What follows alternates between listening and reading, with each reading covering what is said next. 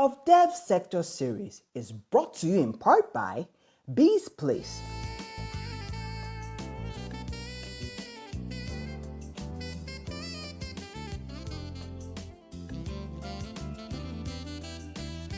Welcome to Bee's Place. This is a 3-bedroom apartment created for the ultimate cozy moment you need. If you wish to get away to somewhere quiet to explore the magic of life and just be happy, then we've got you covered. This unique 3-bedroom apartment is in the heart of Lekki Phase 1, just 3 minutes away from IMAX Film House, 5 minutes to Landmark Beach and so many recreational centers. We guarantee you 24/7 security, power supply, DSTV package, gym, and so much more. Whether you're on a business trip with the family or vacation, Bee's Place is your home away from home. Contact us today for inquiries and reservations.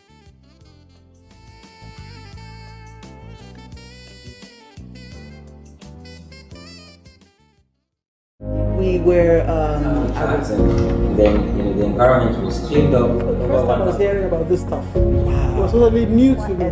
with social impact consulting.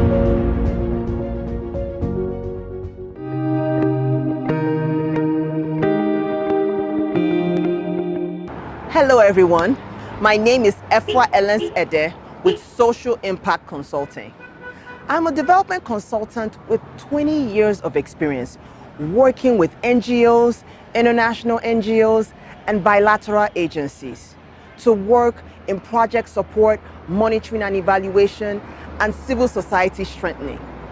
So now, I saw that local NGOs lack the capacity to manage large-scale projects, which can in turn impact their various communities because they have the connection based on their backgrounds.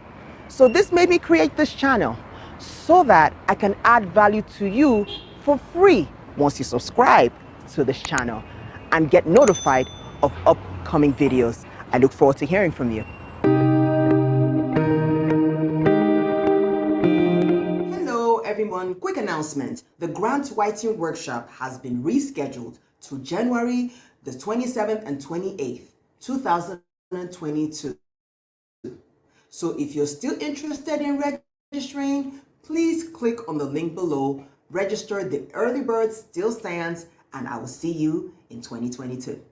Hamzy is an activist who has successfully led grassroots campaign in over 40 African countries with over 9 years experience in the nonprofit sector and specializes in practical issues associated with climate change, open data, advocacy campaigns, and development policies as it affects rural and deprived grassroots communities. Hamzat followed the money movement, won the 2019 Council of Europe Democracy Innovation Award. Hamzy is also the founder of the Follow the Money, a pan-African grassroots data-driven movement, and leads a team of technology and innovation-driven campaigners to amplify voices of marginalized communities in promoting accountability as it affects utilization of public funds, focusing on specific communities across Africa. He is currently the chief executive of Connected Development, CODE, an organization he founded in 2012. He has joined his voice on different platforms and policy influencing coalitions across Africa, such as the Not Too Young to Run movement, which drives youth political inclusion. Hamzat was honored and recognized on the 2018 and 2019 list of World's 100 Most Influential People in Digital Government by Apolitical. He was also recognized among the 100 Most Influential People in 2019, joining Amina J. Mohammed, Chimamanda Ngozi Adichie, and Aliko Dangote. Hamzat's Follow the Money won the United Nations SDG Action Award as Mobilizer 2019, and he won the 2019 Future Africa Award under the Advocacy category. Allow me to introduce to some and present to others, Mr. Hamzat Lawal.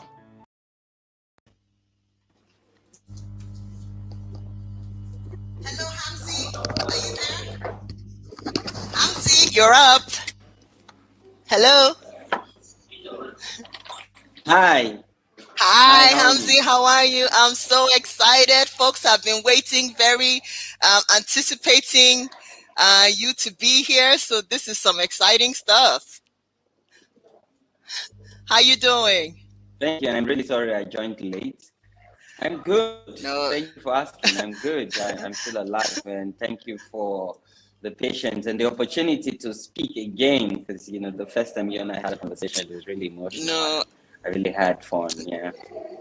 no, Hamzy, you are so awesome. And like I was telling the audience, I said, there are different people in the sector who have their own interests in terms of what they do here, but I see your passion, I see your light, and I see the motivation behind why you do what you do.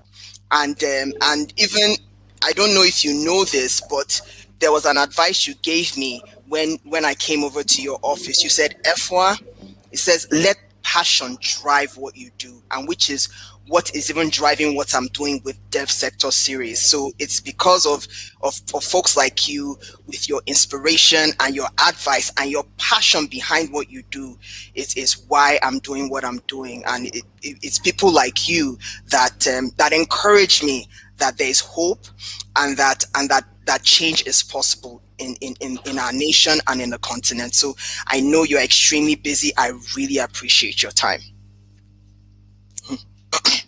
So, are you there, Amzi? Thank you. Thank you for. Yeah. So, so let me ask you just a brief question. So, like, what Yes, made I'm you? here. Thank you. Okay, okay. Think.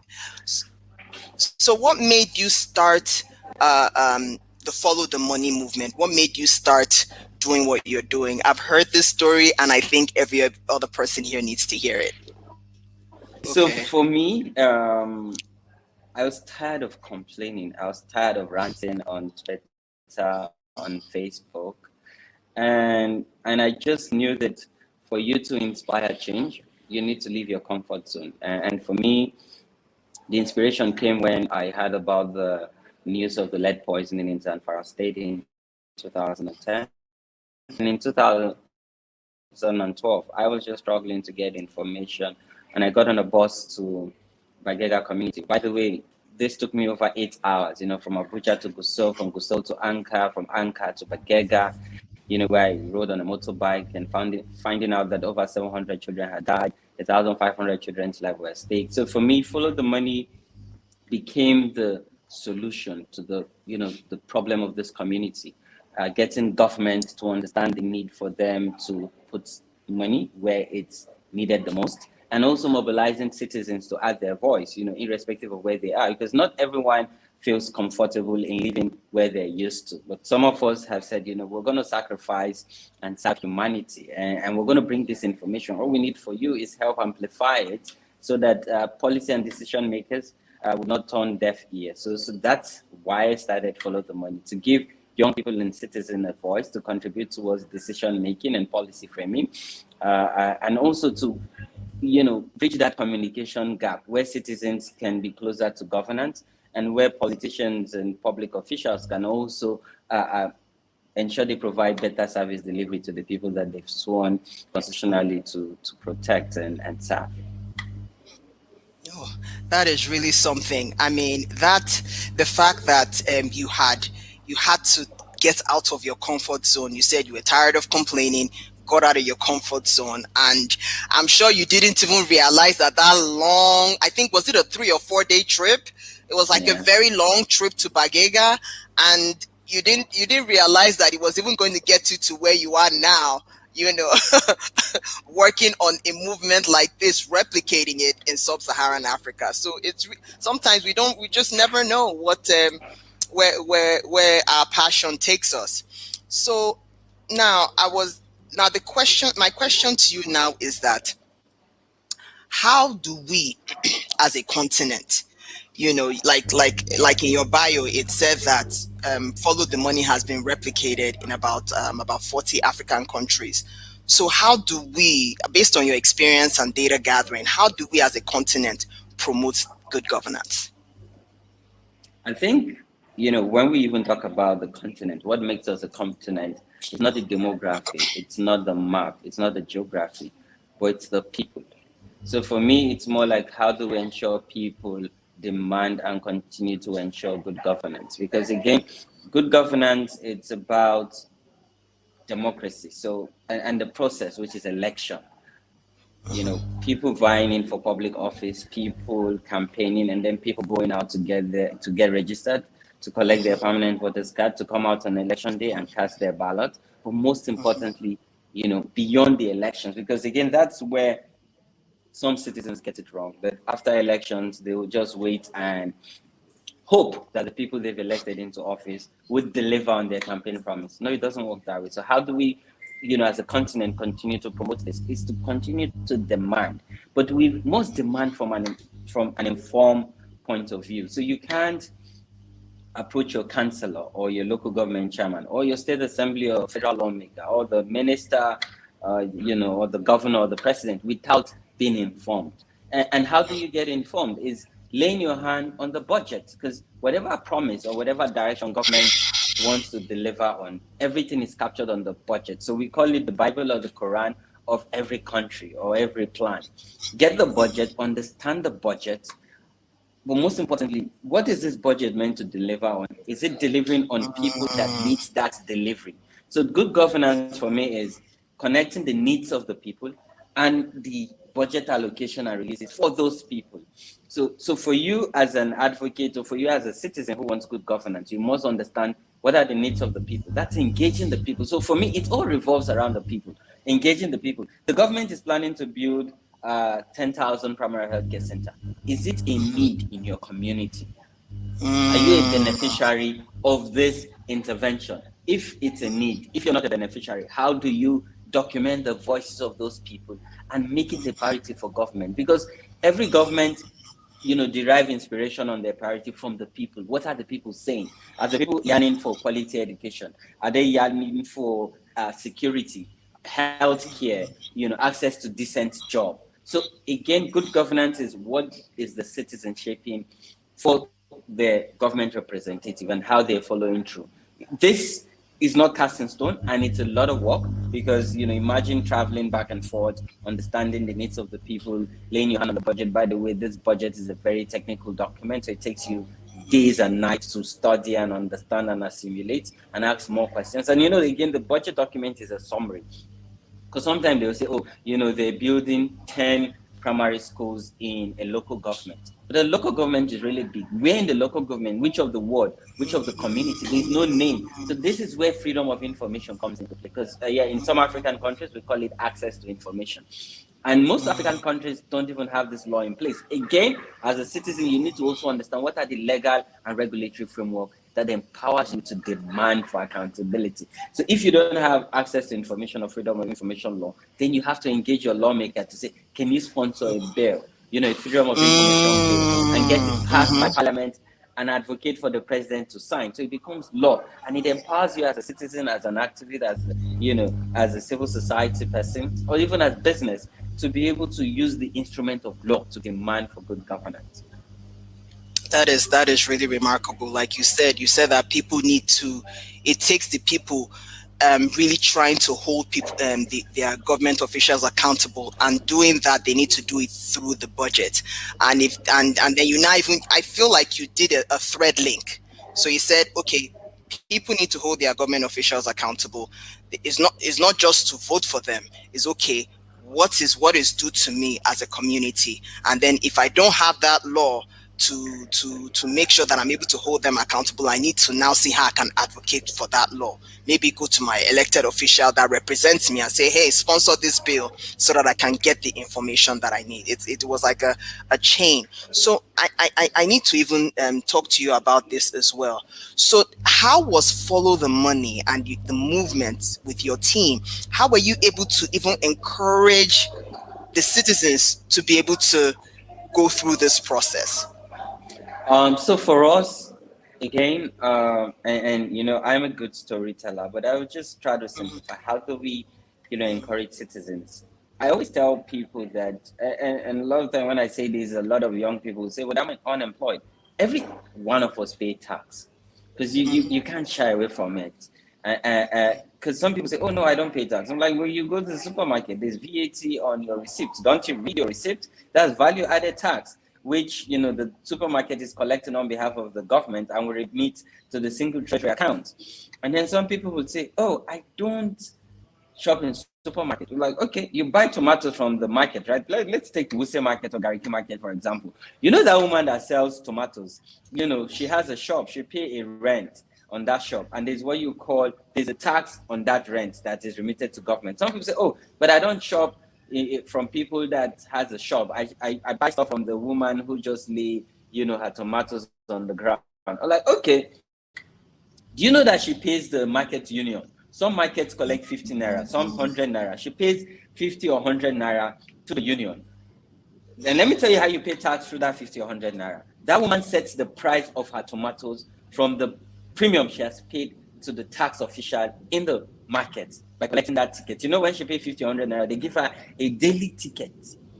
And some of you, when you drive into Wuse market, you pay tickets to go into the market. That's also you paying tax. So it's also your right as paying those tax to demand what, ideally that tax is meant to provide you with basic needs. That's healthcare, education, quality road, decent life. Because without all of this, you won't have a decent life. And that's why when we measure HDI, that's Human Development Index, we look at the quality of lifestyle of every citizen. Do you have access to healthcare? Do you pay out of pocket? So for us, we tell people, you will continue to pay out of pocket because this tax you're paying, government is not using it to provide this access. And just to say that if you watch Netflix, I think it's important, go and watch this series that is trending now that talks about healthcare. Because when I was watching this series, I'm trying to remember the name of the series. New Amsterdam. Okay. Yes, because when you look at the hospital, even if you're poor, even if you're undocumented, so that's if you're an illegal migrant, as much as you don't pay tax or you're poor or you're an undocumented citizen, when you walk into the hospital, to them, it's about saving life because they understand the pressures of life. So it's not even about, do you pay tax? Are you black? Are you Asian? Are you an illegal Mexican migrant? It's about ensuring that you enjoy quality lifestyle. And I remember one of the doctors saying that, you don't have to worry about paying. All you have to do is just come and get healthcare. We get government money to provide this healthcare. That is what every government is supposed to provide to our citizens.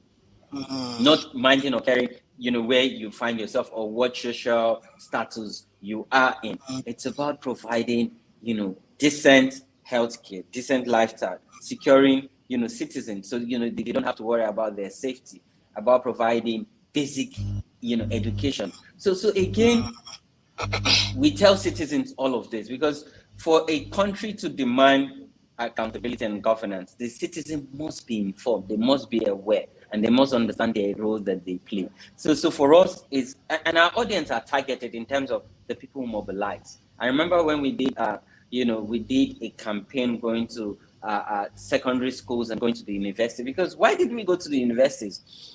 A lot of young people, when they're in university, it's sad, but a lot of them are, they just think, oh, after school, I do my 1 year NYC. After NYC, I get a job. No, that's impossible. Right now, unemployment rate is over 30%. And maybe I should break this down. What this actually means is over 50 million people in Nigeria are unemployed and over 80 million people are unemployable. So, with your degree, with your NYC discharge certificate, that does not mean you will get a job in the labor market. So we're telling, and for me, we went to the higher institution, we did a campus tour. It's to say young people, hey, you want to get a job when you graduate, you need to follow the money and hold government to account, because government is supposed to create an enabling environment for you to strive, for businesses to strive. And if businesses strive, the market will be competitive and there will be equal opportunity and equal access. And then when you get a job, then you pay tax. So it's a round circle. That's a win-win for everyone, for students, for people in the labor market, for government, because the more job government can ensure we create in the economy, the more tax people will pay, the more people will be able to fend for themselves. Then there will be reduction in insecurity and insensitive killings. There will be reduction in crime.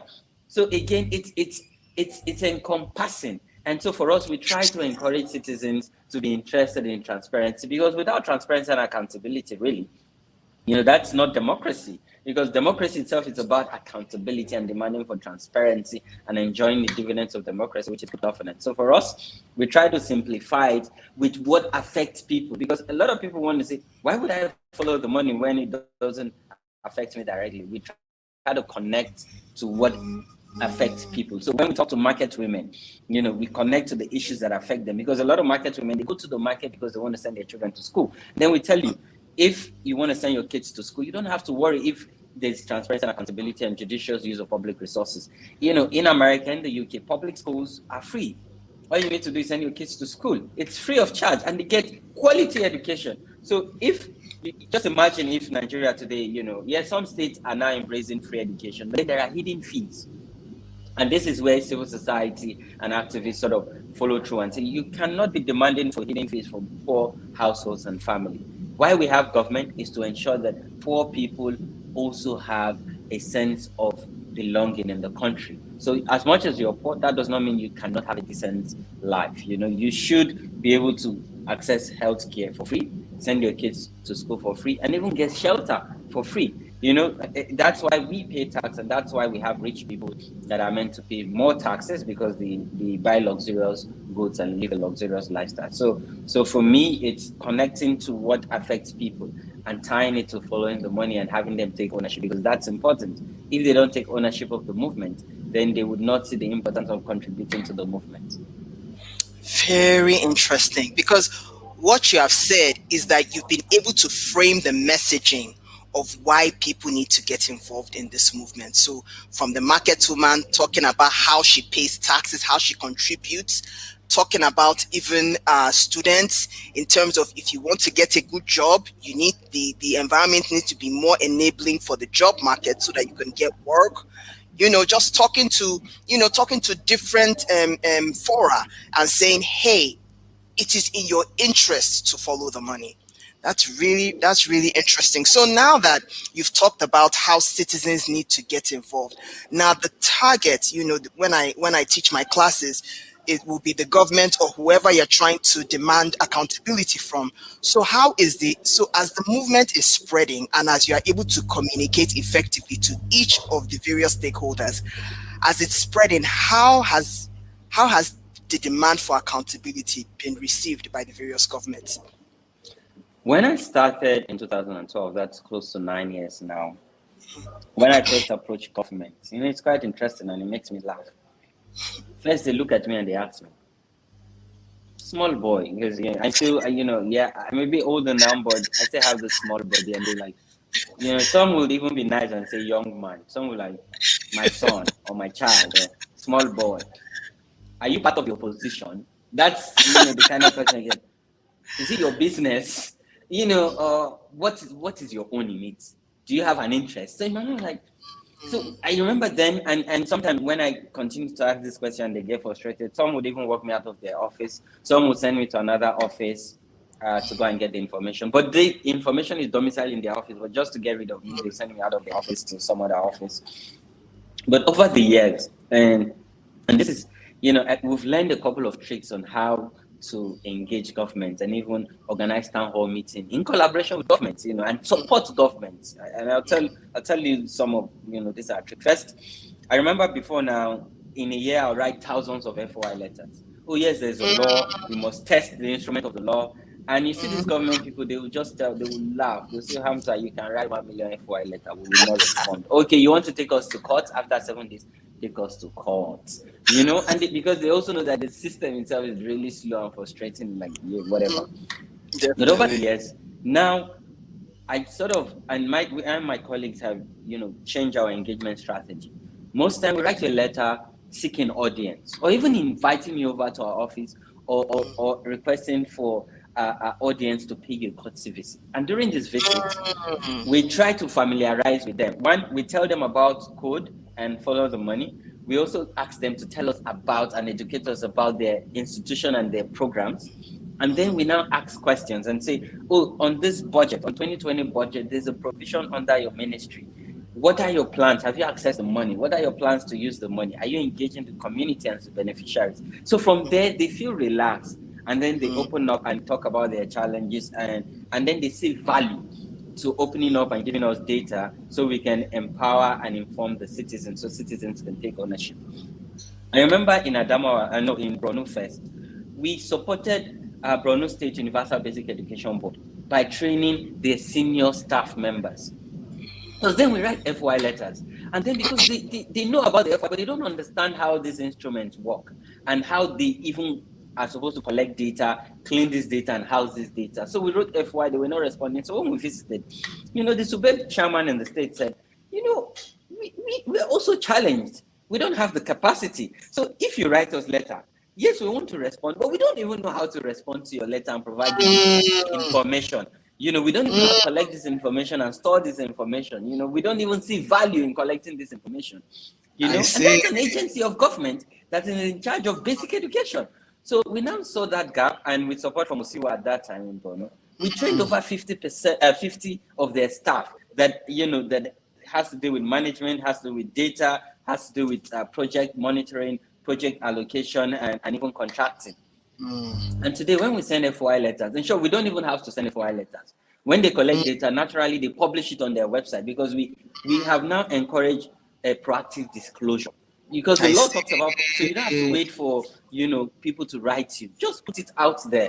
And from there, we've learned that some of these agencies become apprehensive when they don't know you, or they get scared about, what would you do with this information? Are you mischief makers? So we go and pay courtesy visits. We invite them for a town hall meeting. We even say, can we co-organize this town hall meeting so we can have you on the panel and you talk about, and so this is how we have continued to entrench transparency and accountability. And every country, now we're in the Gambia, we're in Cameroon, we're in Malawi, and every country sort of take some of these lessons and adapt to what works for them. And recently there was a scandal in Kenya about COVID-19, and even recently Malawi, the president of Malawi sacked his Minister of Labor. And this is something that was inspired by our conversation around fiscal accountability on COVID-19, where our recommendations to the president was clear. One, conduct an independent audit, and two, anyone that is found wanting should be fired and prosecuted. So the president is even going further to prosecute and recover looted money. And the president, and I quote, said, yes, some of the money have been recovered, but when that money was mostly needed, it was not available. So you are fired for not making the money available and using it for your personal, interest. So this is what we're doing, even at that high level. I remember in 2018, the African Union invited me to present to the 52 African heads of state and heads of government. So, talking about accountability and following the money and why it's important. So for us, we're also plugging into institutions like AU, United Nations, African Union, and regional blocks like ECOWAS. So for us, it's going to be, it's as much as we're grassroots focused and driven, it's also about, grassroots, national government, subnational government, international, because we must plug into all the conversation. By the way, our countries are signatories to all of these treaties. So how are we taking the voices from the ground to the high level and taking feedback from the high level back to the ground? That is really amazing, in terms of pivoting your strategy to be able to work alongside government, which is what I even when I was organizing in Chicago, that was what I saw that worked, in terms of going with the government and saying, what are you guys doing? You can talk to us. How are you serving the community? What great programs do you have? So by the time they open up and tell you what programs they have, then you are not able to see how you can work alongside with them. And it's an effective strategy that you are actually doing with Follow the Money. And I think more organizations need to follow suit and really listen in on terms of effective grassroots advocacy, which then morphs by itself and evolves to institutional advocacy. So, and then now you're doing multilateral conversations, which is really which is really something. So I'm going to really, because you touched on it a bit. You talked about the COVID-19 palliatives and the movement and what you all are working on with regards to COVID-19. So I'm going to segue right to it. So during the pandemic, public and international funds were slated for palliatives services for citizens. So how has the movement been able to track the funds, around the continent? So when we had the incident case of COVID, and then we had lockdown, for 6 weeks, people were in their homes. That time we started a campaign called Follow COVID-19 Money on Twitter with a hashtag. And for us, what we're doing was aggregating. So we're getting publicly available information: who has donated what, to what institution, how much government has released, how much is coming from IMF, from World Bank. Are they giving to finance ministry? Is it going through CBN? CBN is releasing money for stimulus package. Who are the beneficiaries? And then we started engaging. When we collected this data, we started engaging on Twitter. So we're asking NNPC, for instance, who had committed $30 million. So who's contributing to this money? Who are you donating this money to? Who are the ultimate beneficiaries? When some of the banks were also saying we're giving FCT 500 million, we asked FCT, you've gotten 500 million. How are you going to use this money? Are you going to increase testing?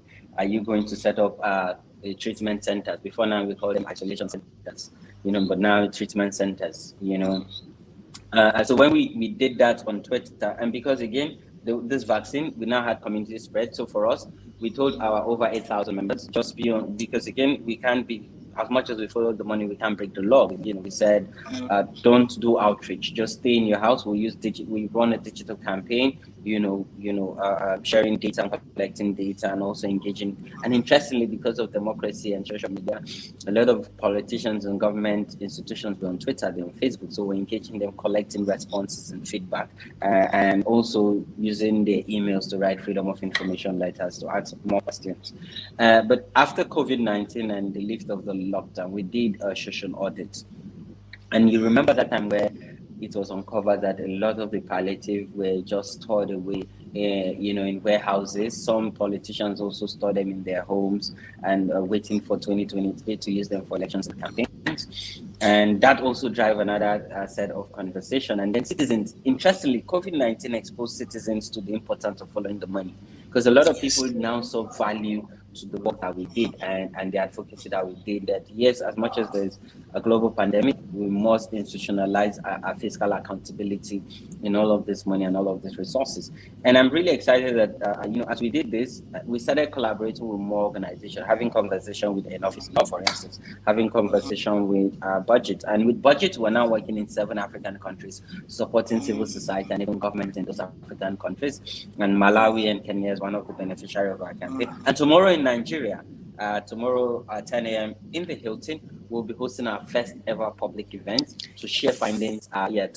So this conversation, this series we're having really coming timely.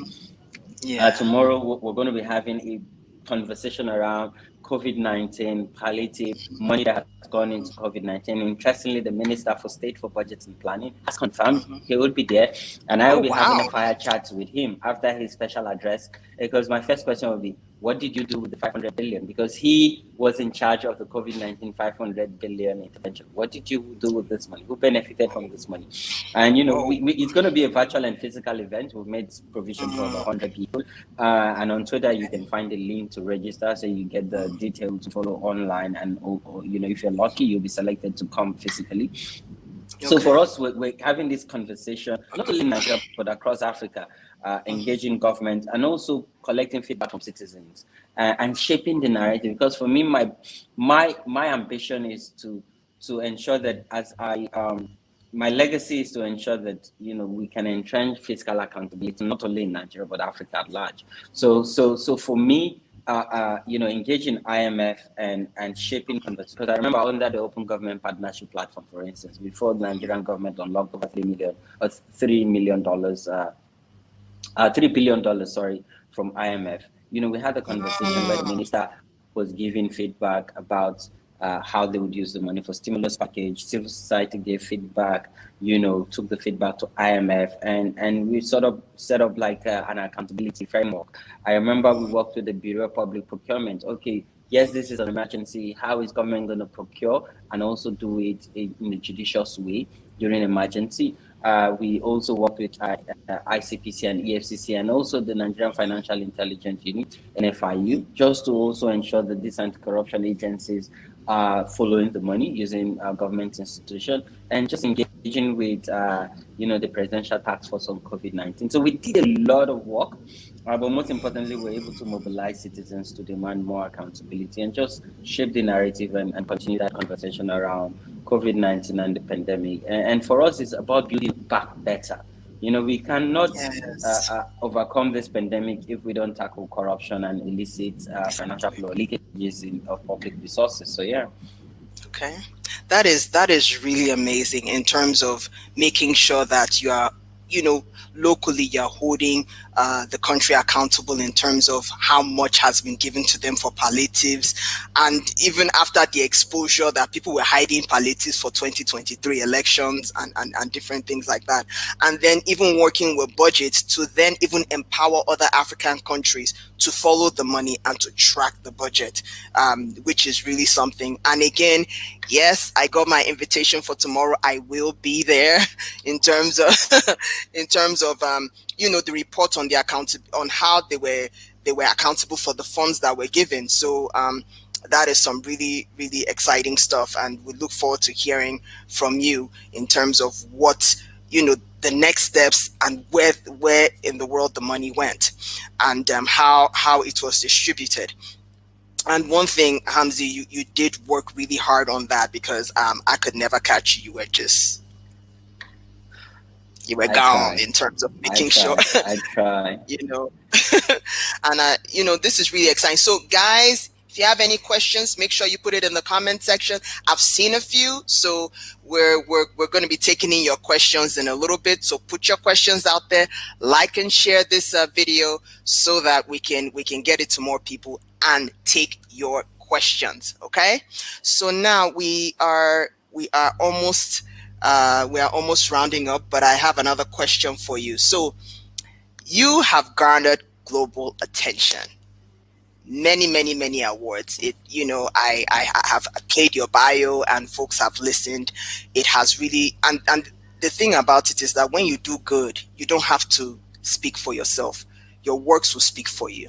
So it's garnered global attention. How has this affected the work from the UNSDG champion? You've gotten an advocacy award. You're about to get you're a finalist. I'm speaking it. You're about to get that Swedish Sustainability Award. Okay, and so you've gathered all this global attention. How is this affecting the work that you're doing, and in terms of you and your team, in terms of keeping the movement going? This I'm really excited you're asking this question, because for me, it has affected my work in changing the narrative. The kind of news that comes out of Nigeria are mostly negative news: insecurity, Yes. corruption, violence against women, violence against children, molestation, rape. But we'd follow the money, and all of us young, not that we're ages, but all of us in the movement are mostly young people. We're changing that narrative that good things can not only come from Nigeria, but the African continent. And this is affecting our work and also bringing Nigeria in the global map in a positive limelight. Taking Yes. Africa in the global map in a positive limelight. Where now the US government invited me to come and shape the Yali program, for instance, where they've taken me to Southeast Asia to build capacity for over 300 young people that are emerging leaders. Where I'm now plugged into, the next generation of leaders, not only in Nigeria, but Africa, shaping even conversation around, being young and having the capacity to run for public office and leading the country, leading constituency. So for me, this is shaping our work, where now, people are now, PhD students are doing research about follow the money, and now, they have a lot of, so it's now even transforming into academics, Now we're going to be working in 2 countries to do, it's just so exciting to do a textbook for activists and campaigners on how to follow the Wow, money, how to engage in amazing. advocacy, with funding from net. So for me, it has changed not only our work, but individually it has changed our lives. Some of my colleagues have now, gotten fellowship to go to America to do Yale. Some of them individually have gotten recognized for the work they've done, for the campaign they've led. Some of my colleagues have also started their own organization in the Northeast, in the South.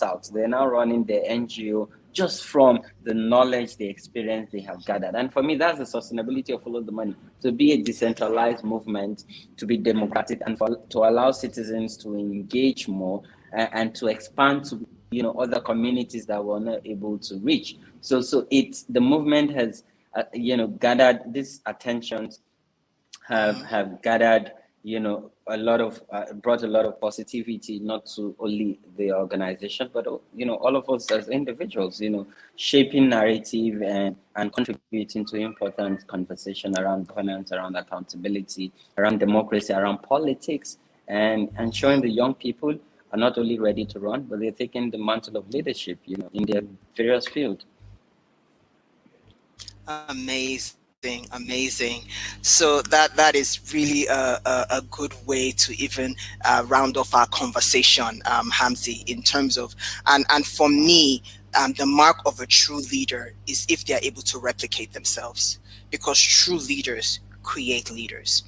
They multiply themselves. It's not a case of, oh, you're just there and you're just running things. It's like you have a sustainability model in terms of not just in Nigeria, but also in sub-Saharan Africa. So I have a few questions from the audience. This is from Eromosele Elens Egmohan. He says, what type of whistleblower protection exists in Nigeria for civil servants who want to expose corruption? I know that we don't have a whistleblower law, but there's a policy on whistleblowing that this present administration under the Ministry of Finance have in place. So there's a policy, but there's no law yet. It's passed by Parliament and signed by the President.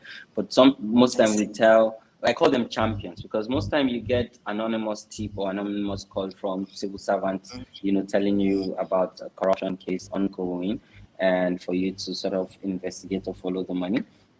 And most time I tell the civil servant, when you're sharing this information, try as much as possible to be anonymous and don't try to be a hero, because we do follow the money. We're not heroes, man. We just want to, because you need to be alive and stay alive. Yes, to do the change tell people that. and enjoying the change, because you're trying to fight a system that is corrupt, that is desperate, and that can go at any length to bring harm to you just because they see you as a threat, So for us, we always encourage people to anonymously send tips, send email, block your number and make a phone call and give us the information, and then we can help amplify it and we protect. So for us at our organization, we have a whistleblower policy that protects people, that gives us information. And a lot of media houses also have this kind of policy that they don't disclose their sources.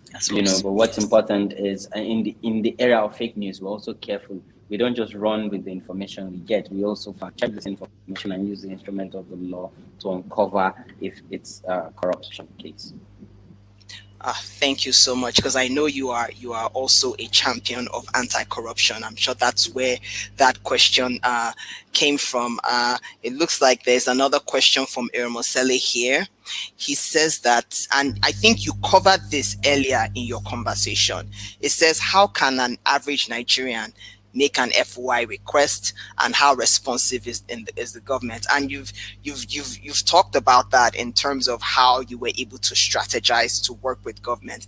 How does that translate to the average citizen? So the interesting part about the Freedom of Information law, it also talks about people who don't even know how to read or write, because for every government MDA, they should have a Freedom of Information desk that is manned by someone. So when you go in and you ask for information, they take you to the desk. So even if you don't know how to read or write, the person would document the question you're asking, would write it out, would get you a feedback in audio or written, and then if you don't know how to read, the person will read it out to you and hand it over to you.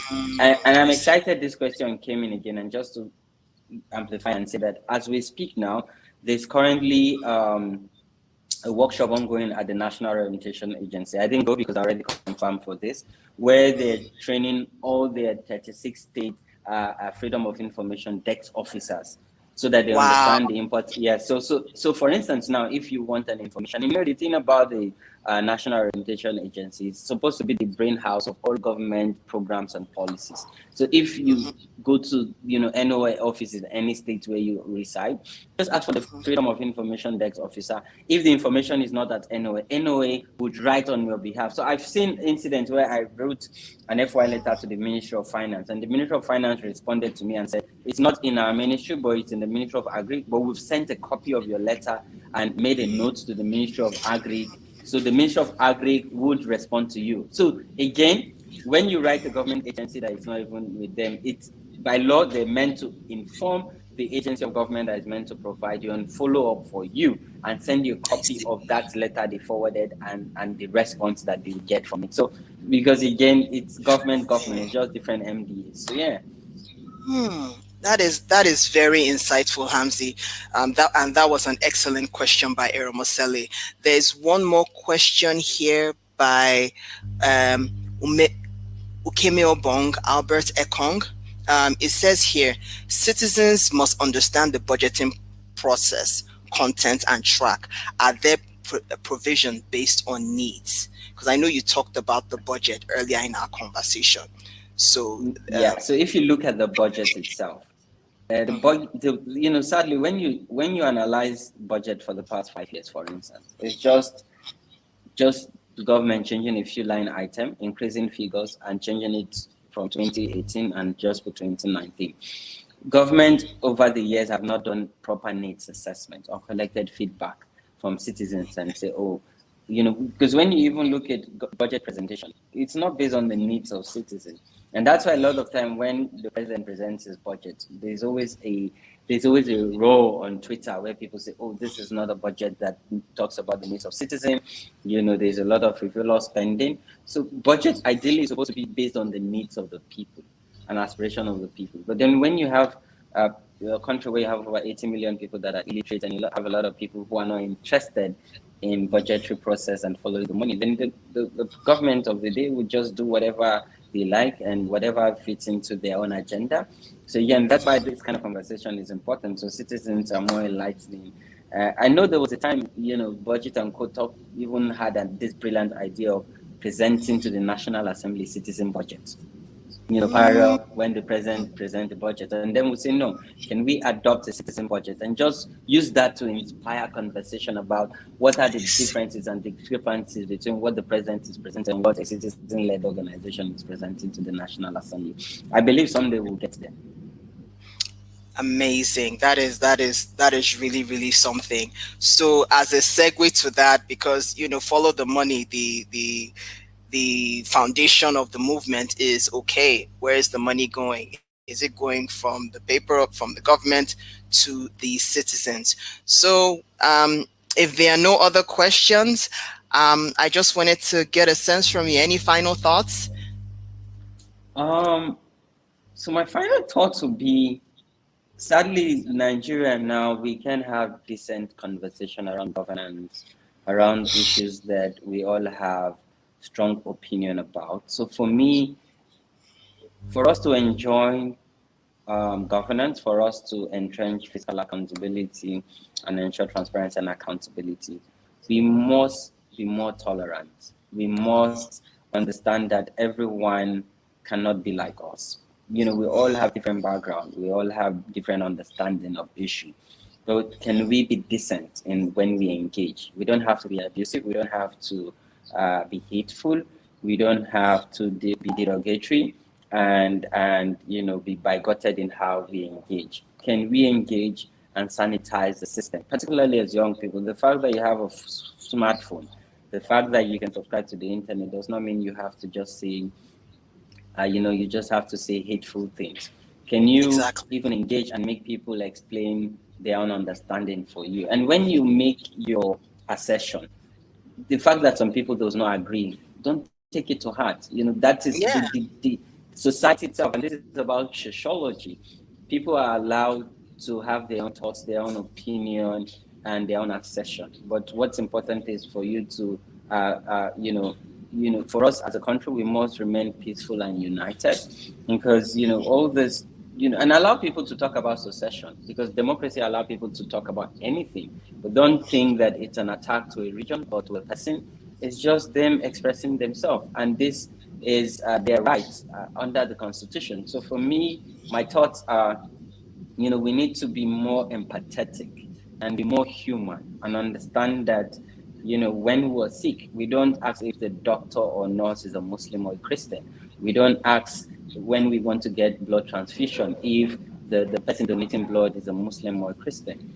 First, Exactly. we must embrace and first act as humans, because humans must always come first. So for me, let's remain peaceful and be more tolerant, and embrace each other as friends and neighbors. Oh my God, that was a great way to tie this extensive conversation in a bow.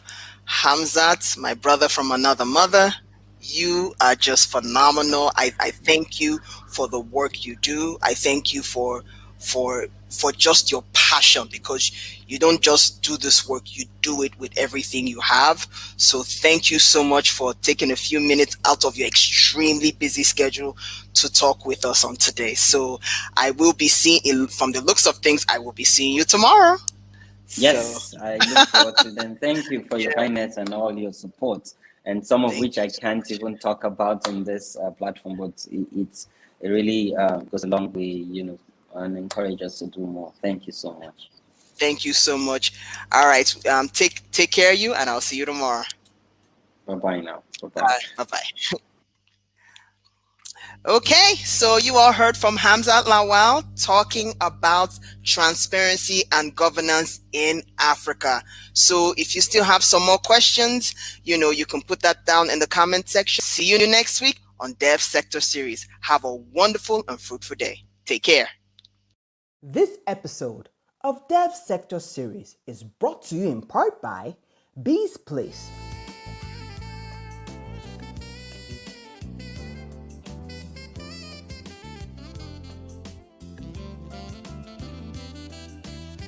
Welcome to Bee's Place. This is a 3-bedroom apartment created for the ultimate cozy moment you need. If you wish to get away to somewhere quiet to explore the magic of life and just be happy, then we've got you covered. This unique 3-bedroom apartment is in the heart of Lekki Phase 1, just 3 minutes away from IMAX Film House, 5 minutes to Landmark Beach, and so many recreational centers. We guarantee you 24/7 security, power supply, DSTV package, gym, and so much more. Whether you're on a business trip with the family or vacation, Bee's Place is your home away from home. Contact us today for inquiries and reservations.